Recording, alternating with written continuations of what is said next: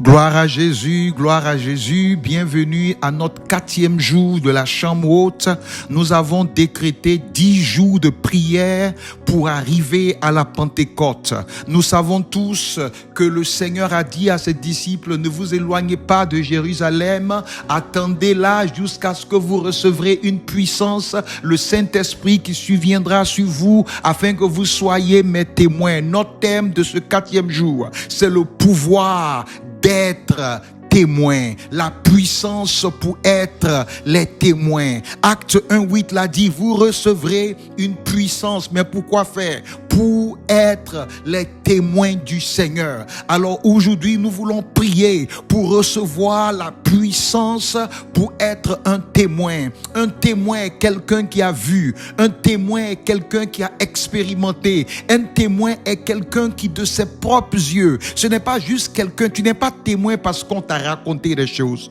Tu n'es pas témoin parce qu'on t'a lu des choses. Tu n'es pas témoin parce que quelqu'un t'a dit que cette chose s'est passée. Tu es témoin parce que tu expérimentes la chose. Je prie maintenant au nom puissant de Jésus que tu reçoives la puissance qui fait de toi un témoin oculaire, un témoin vivant, un témoin palpable, un témoin tangible de la manifestation de la puissance de Dieu. Je prie aujourd'hui pour toi, quelle que soit la situation dans laquelle tu te trouves, quelle que soit la difficulté dans laquelle tu te trouves, ce n'est que le prétexte de Dieu pour faire de toi un témoin de sa délivrance, un témoin de la manifestation de sa puissance, un témoin de son habileté à délivrer. Que la puissance de ce témoignage devienne palpable pour toi, que la puissance de ce témoignage devienne réelle pour toi. Là où tu es, reçois la puissance de l'Esprit de Dieu, la puissance de la délivrance,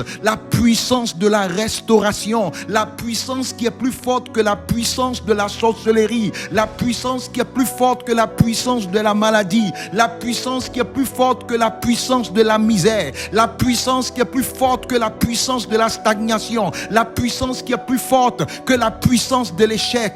Quelles que soient les puissances par lesquelles tu as été attaqué, aujourd'hui tu reçois la puissance qui est au-delà de toutes les puissances, la puissance afin que tu témoignes et que tu dises j'étais malade mais la puissance de Dieu m'a guéri, que tu témoignes et que tu dises j'étais maudit mais la puissance de Dieu m'a donné une autre identité. Nous prions pour la manifestation impénétrable, incalculable, insondable de sa puissance dans ta vie.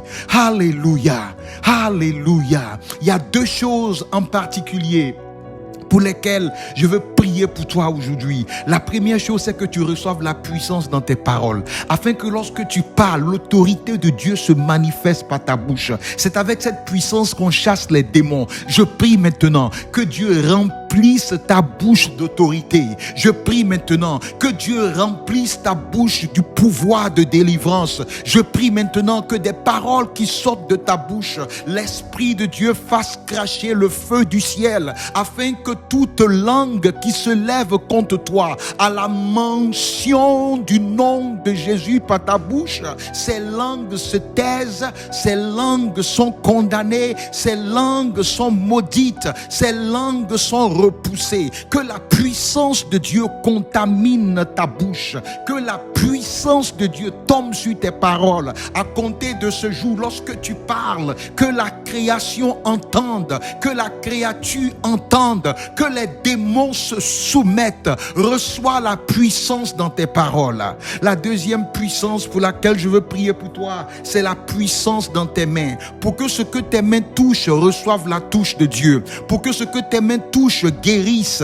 Pour que ce que tes mains touchent se transforme en or. Je bénis tes mains. Je prie que la puissance qui est tombée à la Pentecôte tombe dans tes mains, tombe tombe sur tes mains et que quand tu touches quelque chose, la prospérité ait touché cette chose. Quand tu touches quelque chose, que la grâce de Dieu ait touché cette chose. Quand tu touches quelque chose, que la faveur de Dieu accompagne cette chose. À partir d'aujourd'hui, je te donne la puissance du toucher miraculeux. Quand tu touches, les malades, ils guérissent. Quand tu touches l'argent, il multiplie. Quand tu touches une affaire, elle prospère. Que dans tes mains, il y ait la puissance de la vie. Que dans tes mains, tu transportes la puissance de la délivrance. Que dans tes mains, tu transportes la puissance du toucher parfait de Dieu. Oh, Rabo Santa Yaraba. Si tu attends ma voix, pose tes mains comme si tu recevais quelque chose dans tes mains. Et je prie maintenant que tu reçois une puissance dans tes mains. Tu reçois une puissance dans tes mains. À partir de maintenant, quand tu t'imposes les mains toi-même, la guérison, la délivrance, la restauration accompagne ton toucher. Ta main devient l'extension de la main de Jésus-Christ. Ta main devient l'extension de la main du Dieu Tout-Puissant. Tu es béni, tu reçois cela. C'est le temps de la Pentecôte, que le Saint-Esprit envahisse tes mains, envahisse tes paroles, et que quand tu passes, on sente l'odeur du Dieu du ciel. Au nom puissant, souverain de Jésus, nous avons prié.